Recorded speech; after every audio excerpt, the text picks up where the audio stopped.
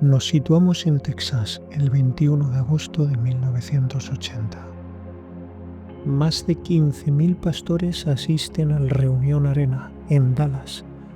Todos son evangélicos y llenan el recinto.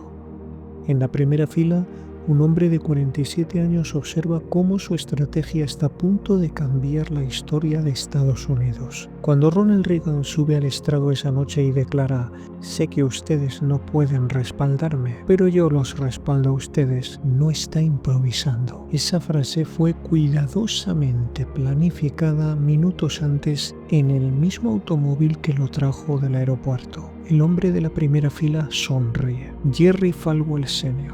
acaba de lograr algo que parecía imposible: convertir a millones de cristianos fundamentalistas, tradicionalmente apolíticos por convicción teológica, en la maquinaria electoral más poderosa del conservadurismo estadounidense. Pero hay una contradicción que recorre toda su vida.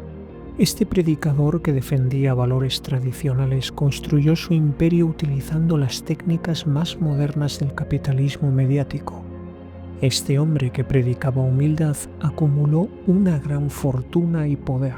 Este líder moral, que condenaba públicamente el pecado, bueno, ahí es donde la historia se complica. Hoy, en Tierra de Legado, vamos a explorar cómo un pastor de una pequeña iglesia de Virginia no solo transformó la política estadounidense, sino que diseñó el manual que sigue definiendo las divisiones culturales de Occidente en 2025. Porque entender a Jerry Falwell no es entender solo un hombre, es comprender cómo llegamos a las guerras culturales contemporáneas, al voto evangélico como bloque decisivo y a la fusión permanente entre cristianismo conservador y política republicana. Esta es la historia del arquitecto invisible de la era de la polarización. Capítulo 1. El descubrimiento. Jerry Lamont Falwell Sr. nació en Lynchburg, Virginia, el 11 de agosto de 1933, en una familia marcada por el alcohol y la violencia. Su abuelo era un ateo declarado. Su padre, Kerry Falwell, un empresario que operaba restaurantes, gasolineras y también destilerías ilegales de whisky durante la prohibición. En el granero familiar se organizaban peleas de perros y gallos. El dinero entraba y salía, las fortunas se acumulaban y se perdían, pero en 1948, cuando Jerry tiene 15 años, algo rompe definitivamente esa dinámica. Su padre muere por un disparo. Las fuentes no son concluyentes sobre si fue accidental o se trata de un suicidio. Lo que es seguro es que ese evento traumático marca el inicio de su búsqueda espiritual. 4 años después, en enero de 1952, Jerry Falwell experimenta lo que describirá como su salvación. Tiene 18 años. Asiste a la iglesia Park Avenue Baptist, posiblemente buscando conocer chicas, como él mismo admitió, pero termina naciendo de nuevo tras escuchar al pastor Charles Donelson. También fue influido por el programa de radio Old Fashioned Revival Hour, que su madre, una cristiana devota, sintonizaba cada domingo. Este joven, que estudiaba ingeniería, abandona todo y se transfiere al Baptist Bible College en Springfield, Missouri. Se gradúa en 1956 como teólogo, capitán del equipo de baloncesto y con una visión clara: fundar su propia iglesia. Así las cosas, el 17 de junio de 1956, 35 adultos y sus hijos se reúnen para el primer servicio de la Thomas Road Baptist Church. No tienen edificio permanente. Una semana después, se mudan a una antigua planta embotelladora de refrescos, la Donald Duck Bottling Company, en Thomas Road. Y aquí es donde Jerry Falwell hace algo que ningún predicador fundamentalista estaba haciendo en 1956: usar tecnología como arma de expansión masiva. En julio del 56 lanza transmisiones diarias de radio en la estación WBRG. En diciembre del 56 inicia el programa de televisión de All Time Gospel Hour en la afiliada local de ABC, WLVA. En 1971 el programa se transmite ya en más de 300 estaciones, llegando a todos los estados, y en los años 80 alcanza más de 20 millones de espectadores semanales.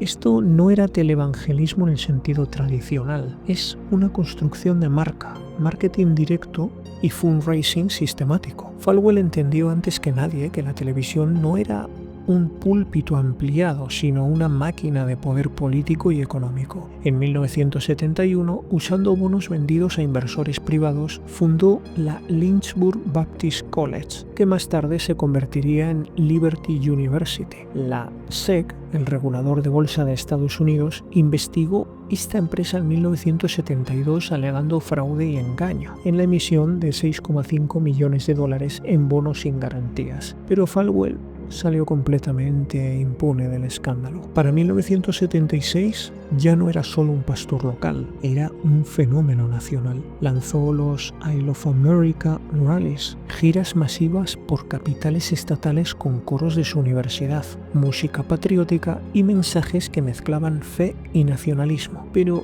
llega 1979 y ahí algo cambia radicalmente. En febrero de ese mismo año, en Dallas, Texas, Ed McCarthy, ejecutivo de ventas de Colgate-Palmolive y fundador de Religious Roundtable, presenta a Falwell con Paul Weyrich, un estratega político conservador que había fundado el Heritage Fundación en 1973 con dinero de la familia Kors. Weyrich tiene una tesis audaz: los cristianos evangélicos y fundamentalistas son una mina de oro electoral sin explotar. Tradicionalmente apolíticos por doctrina religiosa, creían que mezclarse en política era mezclarse con el mundo. Representan, sin embargo, millones de votos dormidos. Así que en mayo de 1979, durante una reunión en Lynchburg, Weyrich dice casualmente: allá afuera hay una mayoría moral, pero ha sido separada por diferencias denominacionales e históricas. Falwell capta la frase al vuelo: Moral Majority, el nombre perfecto. Y así, en junio del 79, funda oficialmente la Moral Majority. Los fundadores son una coalición intencionalmente ecuménica: 3 católicos, un judío, Howard Phillips, y 2 bautistas fundamentalistas, el propio Jerry Falwell y Robert Billings. La sede se establece en Lynchburg. El capital inicial viene de la familia Kors. Biggery, el genio del marketing directo, usa las viejas listas de correo de la campaña de Goldwater para lanzar una operación masiva de recaudación de fondos. Pero aquí hay algo que la narrativa popular omite constantemente. La Moral Majority no nació para combatir el aborto, nació para defender la segregación racial en escuelas cristianas. En 1967, Lynchburg, Virginia, Falwell funda la Lynchburg Christian Academy, una escuela. Un periódico local reporta que es solo para blancos. Falwell lo negará después, pero el contexto es ineludible. Desde los años 50, Falwell había sido capellán de una organización que apoyaba la resistencia masiva al movimiento liderado por el senador Harry Byrd Sr. para combatir la integración racial tras una reforma de 1954, el Brown Board of Education. En 1964, Falwell predicó un sermón titulado Ministers and March, donde declaró que la participación de clérigos en el movimiento de derechos civiles era una afrenta a la separación entre Iglesia y Estado. Años después, se retractó y pidió disculpas. En 1978, la administración Carter intenta revocar el estatus de exención de impuestos a las instituciones educativas privadas que practican discriminación racial, las llamadas Segregation Academies. Esto enciende la mecha en el mundo evangélico blanco. Es este conflicto fiscal, no el aborto, no la pornografía, lo que moviliza inicialmente a los líderes conservadores para crear la Moral Majority. El aborto se añade estratégicamente después, junto con la oposición a derechos LGBT, feminismo y la oración en escuelas públicas. Volvemos a Dallas en 1980, 21 de agosto. Más de 15.000 líderes evangélicos conservadores llenan el Reunion Arena. En el estrado, Criswell, Adrian Rogers, presidente de la Southern Baptist Convention, Bailey Smith, Charles Stanley, James Robinson, Ed McCarthy, Jerry Falwell y otros tantos líderes. James Robinson y John Connally recogen a Reagan en el aeropuerto. Durante el trayecto, Robinson le explica: verá usted, este evento es oficialmente no partidista, así que no pueden respaldarle. Sería inteligente que su comentario inicial fuera algo como: esto no es partidista, así que ustedes no pueden respaldarme, pero yo sí puedo respaldarles a ustedes. Ronald Reagan acepta encantado, anota la frase y la usa. El presidente saliente es Jimmy Carter, un cristiano nacido de nuevo, declarado, que ganó el 56% del voto evangélico en 1976. Declina asistir a esta conferencia. Ronald Reagan, un divorciado exactor de Hollywood con un historial religioso bastante cuestionable, conquista el estrado. Los resultados: Reagan obtiene el 61% del voto evangélico blanco, Carter solo el 34%, y esto marca un cambio sísmico. Falwell abandona públicamente el principio fundamentalista de separación del mundo secular. Su nueva doctrina es que Dios requiere acción humana para cumplir el destino de Estados Unidos como nación cristiana. Capítulo 2. La escalada. Así las cosas, en 1980 la Moral Majority ya tiene 4 millones de miembros registrados. Para 1986, Falwell afirma tener 500.000 contribuyentes activos y una lista de correo de 6 millones. Durante la década de los 80 se estima que la Moral Majority movilizó de 2 a 4 millones de votos para candidatos republicanos. Lo que sí está contrastado es que la Moral Majority Report, un boletín mensual, llega a más de 600.000 hogares. El mensaje es consistente. Estados Unidos está en declive moral. Los comunistas y secularistas amenazan los valores cristianos y solo un resurgimiento religioso político puede salvar la nación. En 1971 el Liberty Baptist College, que fue renombrado Liberty University en 1984, comienza con 154 estudiantes. En la actualidad, en 2025, tiene más de 100.000 estudiantes, principalmente en línea, con un endowment superior a los $1.000 millones. Falwell, pionero en educación a distancia, lanzó un programa de VHS por correo, precursor del gigantesco programa online actual. Liberty ofrece más de 700 programas académicos, desde medicina y derecho hasta teología y negocios. Para los años 80, The Old Time Gospel Hour generaba más de $90 millones anuales. Liberty se convirtió en el mayor empleador del área metropolitana de Lynchburg, con más de 8.000 empleos locales. En 1989, Falwell declara a empleados de Liberty que la membresía en su iglesia y el diezmo son obligatorios. La universidad impone un código de conducta muy estricto: toque de queda nocturno, código de vestimenta, prohibición de alcohol, tabaco, drogas, contenido para adultos y afirmación de definiciones cristianas tradicionales de género y sexualidad. Capítulo 3. El clímax.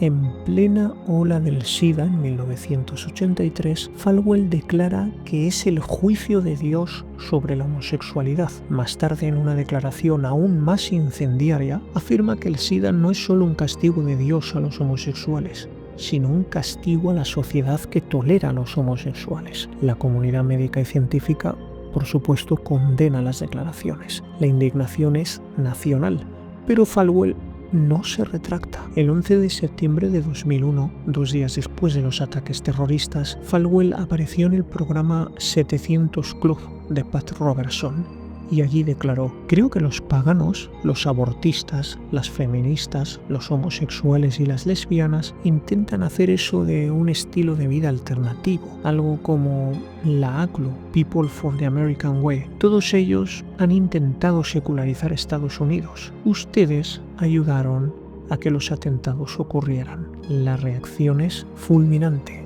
Incluso líderes religiosos conservadores lo critican. La Casa Blanca de George Bush hijo se distancia. Falwell se disculpó 2 días después, pero las declaraciones ya estaban hechas. Muchos años antes, en 1987, Jim Bakker, televangelista y líder de Praise the Lord, se ve envuelto en escándalos financieros y sexuales. Falwell acepta hacerse cargo de Praise the Lord para salvarlo. El movimiento es absolutamente desastroso. Los fundamentalistas y pentecostales tienen profundas diferencias teológicas. Los ingresos de su propio ministerio caen en picado. En 1988 Falwell abandonó el proyecto. Para finales de los años 1980 la audiencia de Old Time Gospel Hour y los ingresos muestran un declive marca. En el 89 Falwell disolvió la Moral Majority, declarando que había cumplido su misión.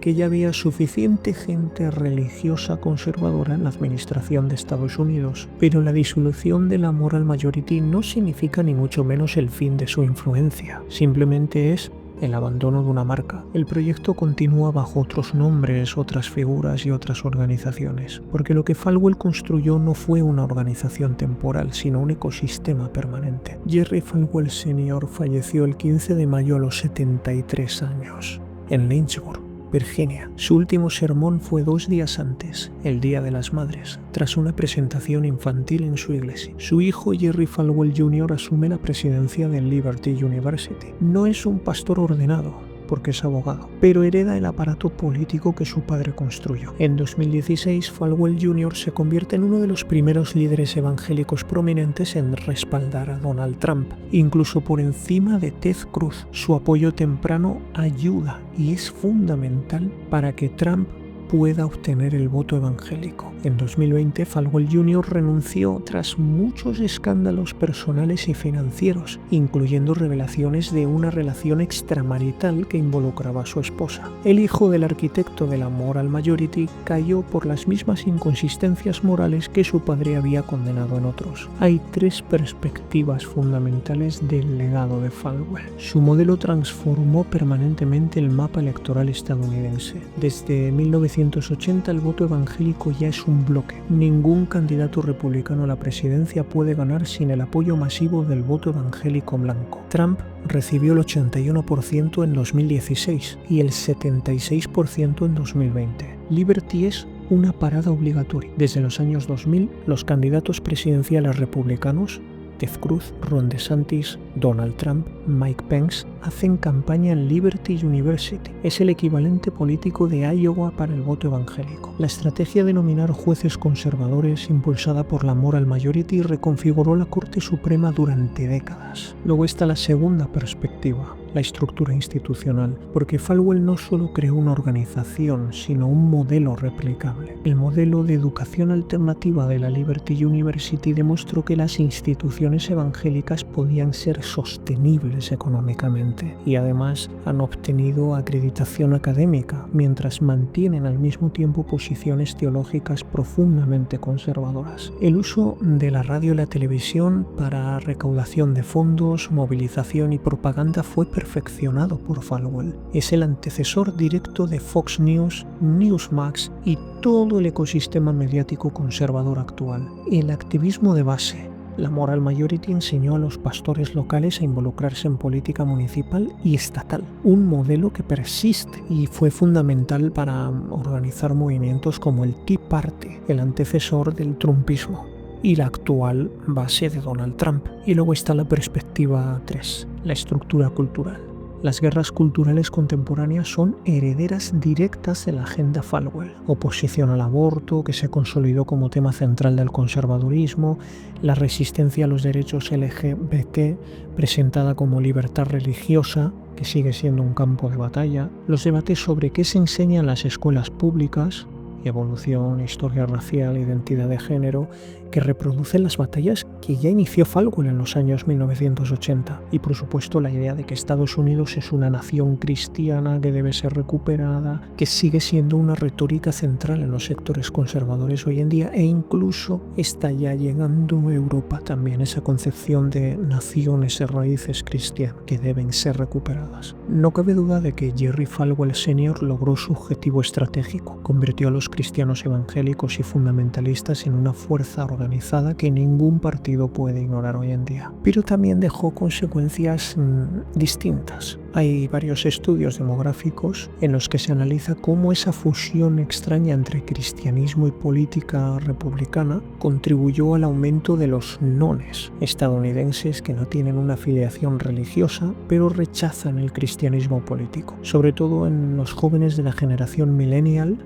y la generación Z, donde hay cifras en las que alcanzan el 40%. Luego, el aumento de polarización, una identificación religiosa que es lo más importante, más incluso que la clase social, la educación o la geografía. Estados Unidos se fue dividiendo en 2 tribus culturales irreconciliables, al día de hoy. Y luego la fragilidad moral. Al subordinar todos los valores morales a objetivos políticos, primero con Ronald Reagan, un divorciado, y luego con Donald Trump, que, en fin, poco que decir, la autoridad moral del cristianismo evangélico está totalmente erosionada, incluso entre amplios sectores de la población. Pero el modelo Falwell se exportó. En Brasil, el evangelismo jugó un rol clave en la elección de Bolsonaro. En Europa también los movimientos nacionalistas cristianos que citan el modelo de Estados Unidos. La fusión de religión conservadora y política de derechas es ahora mismo un fenómeno mundial. Mientras tanto, Liberty University sigue funcionando, su matrícula online sigue creciendo, los candidatos republicanos para 2028 ya están organizando visitas al campus y la Moral Majority, que se disolvió en 1989, sigue viva, porque su estructura genética está en el ADN del Partido Republicano moderno, en el movimiento MAGA, en las batallas sobre libros escolares en Texas y Florida, en los debates sobre el aborto en legislaturas estatales, en la retórica de libertad religiosa que se usa para resistir legislación antidiscriminación. En las elecciones de 2024, el 81% de los evangélicos blancos votaron nuevamente por el candidato republicano. El voto evangélico sigue siendo el bloque más cohesionado y predecible del electorado de Estados Unidos. Y es que Jerry Falwell entendió algo fundamental. En la era mediática, la influencia cultural y política no viene de tener razón,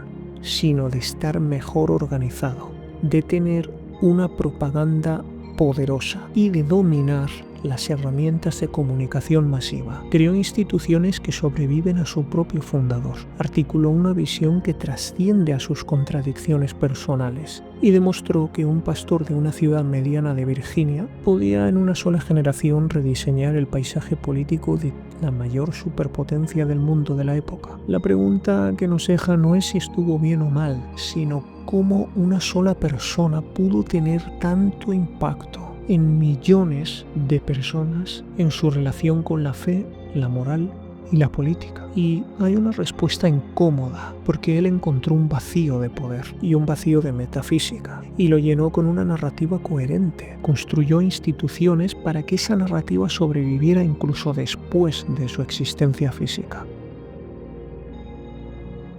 Si ha llegado hasta aquí y le ha gustado el contenido, recuerde que tiene absoluta libertad para decidir si desea dar me gusta y suscribirse.